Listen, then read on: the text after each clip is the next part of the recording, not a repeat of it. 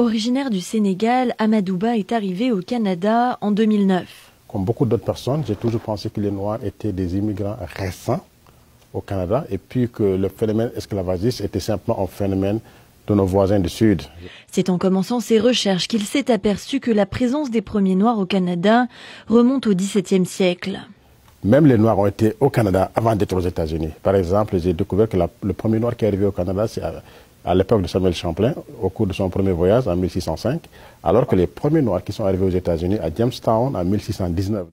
L'historien a constaté que l'esclavage a été pratiqué en Nouvelle-France, puis par les Britanniques jusqu'à son abolition en 1833. À cette époque, les Noirs étaient considérés comme des biens meubles que l'on voulait vendre. Selon lui, cette histoire est aujourd'hui passée sous silence.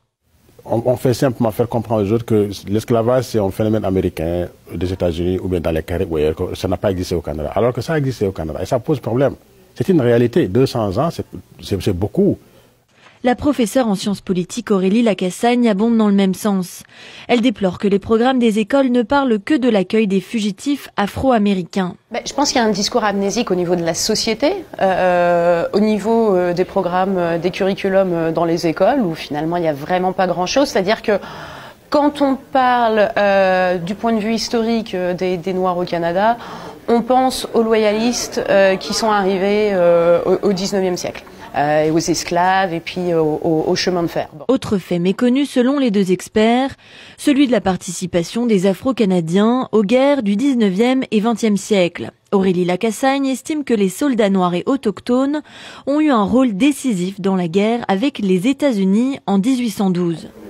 Quand Stephen Harper était Premier ministre, il y a eu des grandes célébrations autour de 1812 et c'est passé complètement à côté. Alors que 1812, on ne gagne pas sans les bataillons noirs et l'importante force autochtone dans l'armée.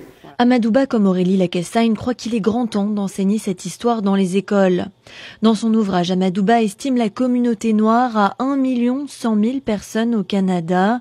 En Ontario, 5% des habitants seraient afro-canadiens, soit à peu près la même proportion que la population franco-ontarienne. Ici Justine Cohander, Radio-Canada, Sudbury.